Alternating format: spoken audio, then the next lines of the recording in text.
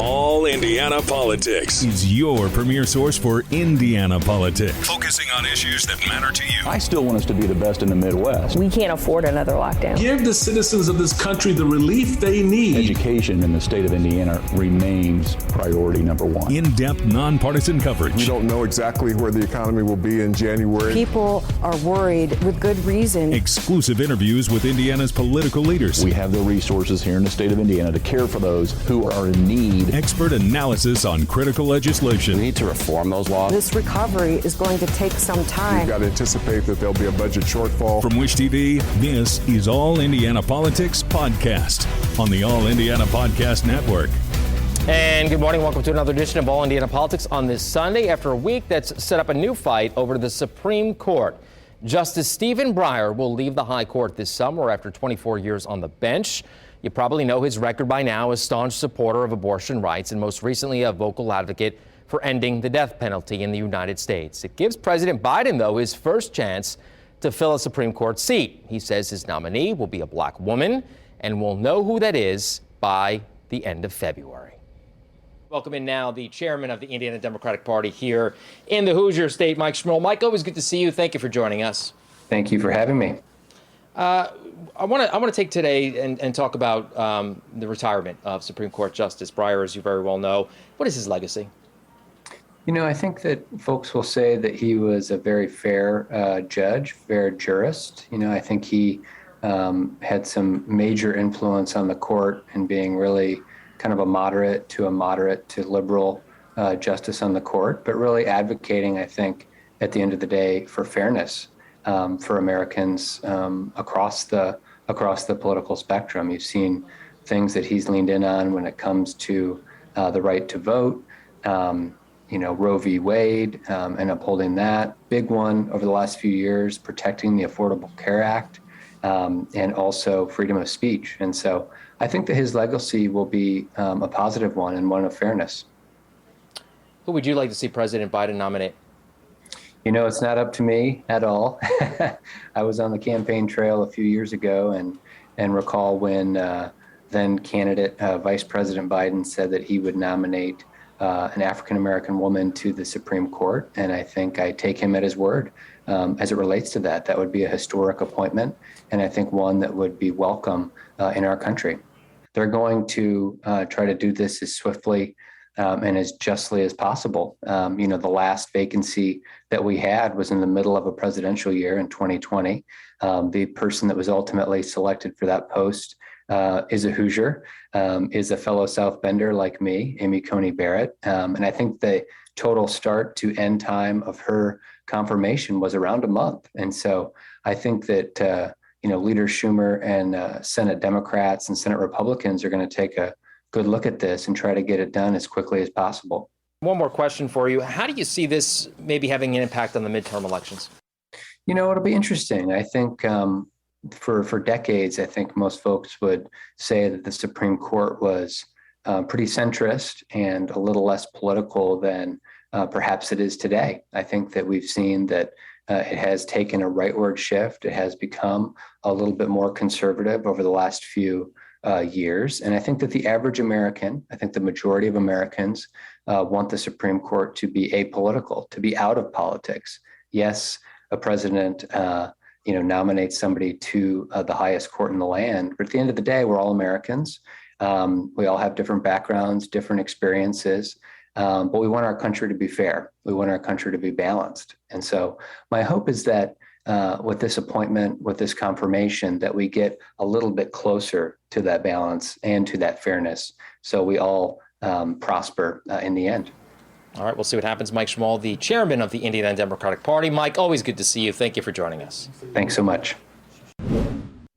And let's welcome in Congresswoman Jackie Walorski. Congresswoman, good to see you. Thank you for joining us today. Thank you so much for allowing me to stop by. I appreciate it. Absolutely. So you've officially filed for re-election. Can Republicans win back the House? Absolutely. Not only can they win back the House, we're going to win by, I think, a resounding victory. When you have, I think, Republicans and Democrats both that have endured 52 weeks of one-party power and what it's done to this country, I think this is going to be a resounding victory. What would be the first order of business then in January? Well, we're we're already working on those as minority in the House. We're looking at what's happened in the last 52 weeks, and we're looking at energy. Getting back where we were on energy and producing as much as we can, actually leading in this country. We're looking at the southern border, going back to the policies the Trump administration had that were actually working, that were supported by the Supreme Court. And I think when you look at inflation, those kinds of things, neighborhoods that are out of control around the country, people not feeling safe at home, all those are workable, doable, and on our list for the moment that we get reelected. As you very well know, we're seeing some of the infrastructure project announcements that happen around Indiana and around the country. Are those good projects? And I wouldn't be doing my job if I didn't ask you, because you did vote against it. I did, and I'll tell you the priority right now is what we've just been talking about. The priority right now is, in my district, I have senior citizens that are paying 50% more for propane gas in the middle of winter, where it's 0 degrees today up there. We've got inflation, we've got missing products all over the stores when people go to grocery stores. I haven't received a whole lot of calls right now about infrastructure, but my phone's ringing off the hook as to why the supplies aren't coming into the RV industry, because they're sitting out there in the Pacific Ocean. Right. So what do you tell folks when they call you about that? We sent a letter to Pete Buttigieg, Secretary Buttigieg, asking for some type of urgency, because it's slowing down the manufacturing sector, and the Indiana 2nd District leads virtually countrywide in the manufacturing sector. That's what we do, and just ask them to find a solution, and if we can be a part of that, we want to be a part of that. We'll help. As you very well know, Supreme Court Justice Stephen Breyer announced that he will be retiring from the court this summer. When you look back at his career, his legacy, in your opinion, is what? Well, I'll tell you this. Here's my opinion about the announcement and where we're at right now. I certainly hope that President Biden is not going to use this resignation moment to try to save himself in the 52 weeks of disaster that he's unleashed on this country, and doing it from a political standpoint. I hope he stays open, and I hope we don't end up seeing a left-wing AOC justice go into that court. That would be a disaster for this country. I want to stay there for a second, though. Who would you like to see on the Supreme Court? I think there's plenty of people to choose from, and I think that, there's certainly enough time. But based on the behavior of this president, which I think has shocked the country, bipartisan, nationwide, I think there's a lot of good people to choose from. I certainly, though, don't want to see somebody coming from this far left flank, which is, half the reason we're in the position we are in this country, awarded a court position. Should the president's nominee get a hearing in the Senate and get a vote by senators? What's the reaction to the idea maybe that the Democrats may do what Republicans did, use the filibuster?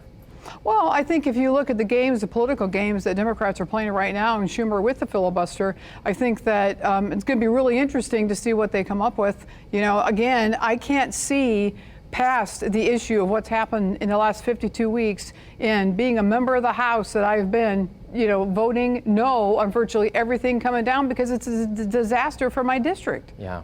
The situation in Ukraine, I want to turn this conversation there, because Russia continues to intensify. Your colleague, as you very well know, Senator Todd Young, has suggested that the U.S. should send troops to Ukraine without delay. Your thoughts on that? My thoughts are we should be sending troops to Eastern Europe. And when you look at the NATO players out there, I was just there a couple years ago to visit all of our NATO allies that surround that area. And, they depend on, the only thing the Ukrainian government asked Joe Biden for in the last 2 weeks was ammo and weapons. He didn't ask for troops to come. He basically said, will you sell us weapons, which we have weapons on the way. We know we have ammo on the way.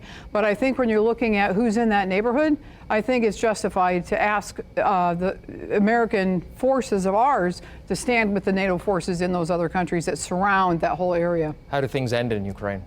Well, I think that, don't forget, I don't think Ukraine's the end of the road for Putin. I think he's aiming for the Black Sea. I think that's what we all know, full of minerals, huge shipping lanes for that whole part of the world. And I think he has bigger things in mind, and I think he absolutely does not care what Joe Biden says of his invasion. One more question before I let you go, and I appreciate you taking some time. Do you think the January 6th committee should be disbanded if the committee is still going in January and Republicans take the House? Absolutely. It's a one-sided committee led by Nancy Pelosi. She's going to lose. They're going to be decimated. And I think they should stop the waste of time and waste of money when it's not a legit committee to begin with. Congresswoman Jackie Walorski, always good to see you. Thank you so much. All right, coming up, infrastructure, inflation, and more. I go one-on-one with the Energy Secretary next on All Indiana Politics.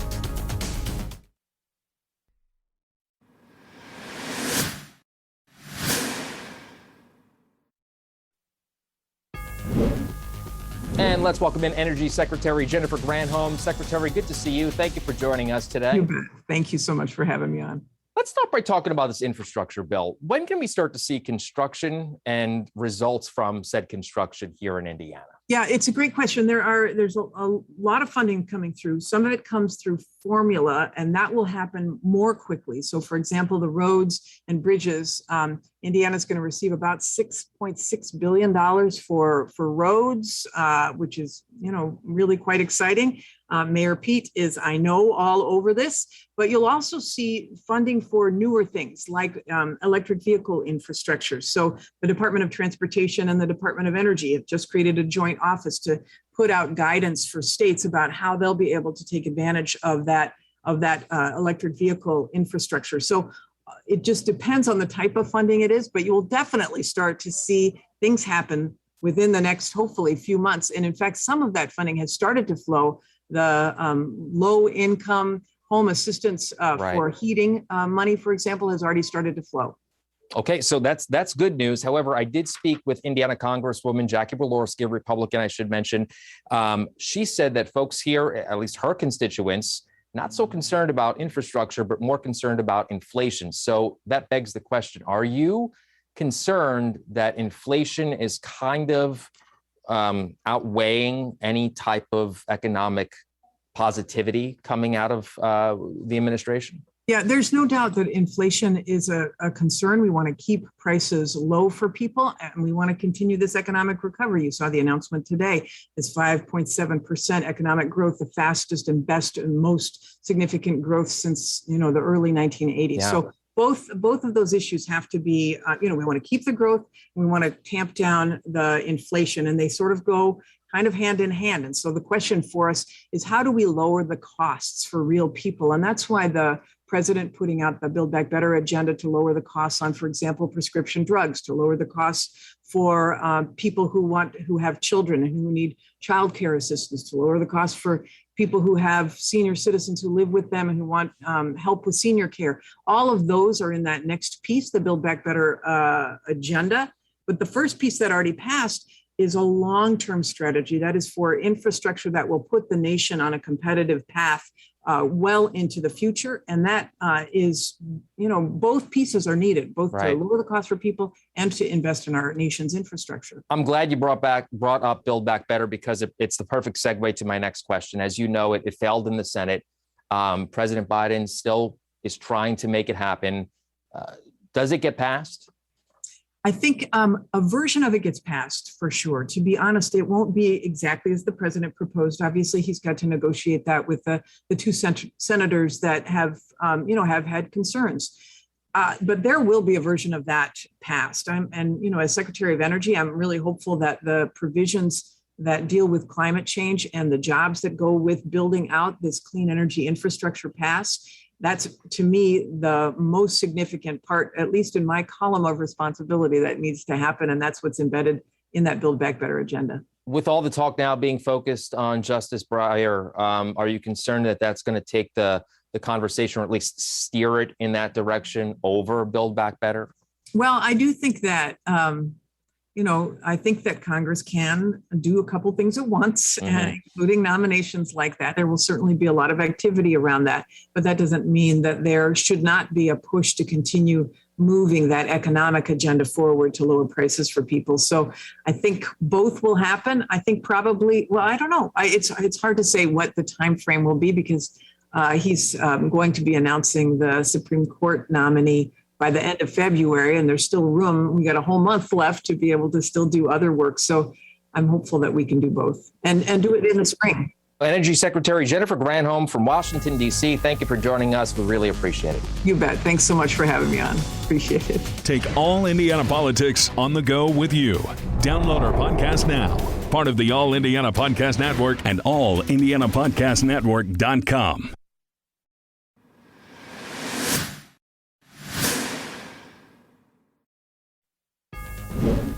And welcome back to All Indiana Politics on this Sunday as we welcome back in Democrat Brian Gaddy and Republican Whitley Yates. Good to see you both. Happy weekend. Let's talk about the Supreme Court, if you don't mind. Brian, we'll start with you today. The president says he's going to hold his campaign pledge and appoint a black woman to the Supreme Court. Your thoughts? Well, President Biden's going to definitely honor his campaign promise, and he's definitely going to do it. And there are a lot of qualified African-American jurists all over the country. And he's definitely going to keep that pledge. It's going to be historic in the history of the Supreme Court, which is over 215 years, about 215 years. We've never had an African-American woman who served on the highest court in the land. President Biden's about to change that. Whitley, I know we got your opinion on that earlier in the week when the announcement was first made. Why don't you remind us again where you stand on this? You know, I'm going to be honest. Biden has not kept a lot of his promises to the American people, specifically to the Black community who kind of helped him get into the place and position that he's in now. He's consistently let us down and produced absolutely no policies for Black people. And so if he does decide in this instance to actually follow through with his word, which I'm actually not sure if he will, but if he does, I think it'll be great. I think we need to look at the qualifications of the candidates and stop focusing on skin color. So if it is a Black woman, I'm so excited as another Black woman to have this historic moment. But what are the qualifications, and will this person uphold the Constitution? Those are questions that I think we need to be asking. And for some reason on the left, we went from content of character to solely color of the skin just that fast. You know, I've always found it interesting that my friends on the right always talk about qualifications when it involves candidates of color. You never ever hear them say that when it involves a white candidate, whether it's male or female. So that's just very interesting. They always do that. Whitley, I'll let you respond, then we'll move on with another part of this.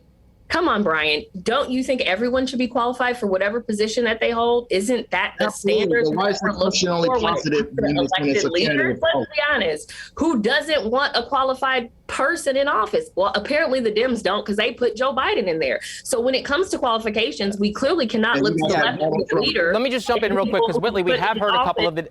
Donald Trump. Hold on. I rest my case. All right. Well, hold on. Whitley, we have heard a couple of the names out there. It seems like their resumes are pretty good. Do you not think that they're qualified? I'm going to be honest with you. Some of the resumes that are out there, I do think they are. I think specifically Judge Brown, Ketanji Brown, I think that she's great and qualified. The problem that I have is that the narrative isn't about the qualification or the dual degrees from Harvard or any of the things that have made her such a great candidate. It's solely based on skin tone. It's solely based on the fact that she's Black. And that is just one dimension of her diversity that she brings to the table. So let's not silo her into this box. Let's be excited for whoever he nominates and hope that they can uphold the Constitution and follow the precedent of the Supreme Court that has been set over the past umpteen years.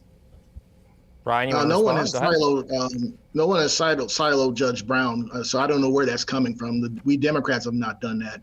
But again, my point stands. Why is it there's always we have to know if they're qualified or not when it's a candidate of color, a minority candidate? We don't ever ask those questions when it involves a white candidate. And that's something that the right wing does all the time, and they really need to stop. But unfortunately, I think all candidates should be qualified for the offices that they run into. Now, to be fair, though, Brian, didn't Democrats do that to Amy Coney Barrett and Brett Kavanaugh? We did what? Challenge whether or not they were ready for the court. I mean, let's be honest. Accountability, right, Brian? We did not posit the question, are they qualified because... Yeah, we were looking at high school yearbooks. We were looking at what Brett Kavanaugh put in high school yearbooks. Let's talk about qualifications. Okay. Let's talk about qualifications. Another part of this topic that I want to dive into is, and I'll start with Whitley on this one, does the historic nature of the appointment make it harder to vote no for some senators, especially on the right? Whitley. Let's be honest, it shouldn't have anything to do with it. It shouldn't have anything to do with it. If there is an issue or if senators find problems and have to ask questions, that should be the due diligence that they give to every single person, and there should be no special treatment given to anyone else. And so I don't believe that anyone believes that that is how we should be operating our government. Brian, 30 seconds, take us home, sir. Judge Brown is already on the circuit, D.C. Circuit Court of Appeals. She's already gone through a process, a confirmation process, getting votes from both Democratic and Republican senators. So we're not talking about a specific person. We're saying in general, should they be able to turn someone down or say that they're not qualified, or can they do that because the race issue is such a prevalent factor right now? Brian, last word. The point is that Judge Brown and any candidate President Biden picks for the SCOTUS will be more than qualified. We'll leave it there. We'll let you guys go at it on social media. We'll talk to you soon. Thank you very much, and we'll be right back. Thank you.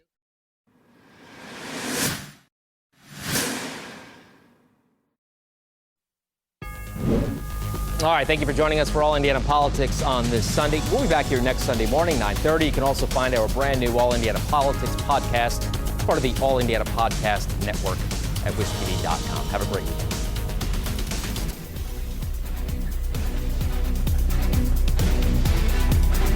From Wish TV, this is All Indiana Politics Podcast on the All Indiana Podcast Network. Watch All Indiana Politics live Sunday mornings at 9:30 on Wish TV and at wishtv.com. Subscribe to this podcast and listen weekly here on the All Indiana Podcast Network. And be sure to discover even more great podcasts at allindianapodcastnetwork.com.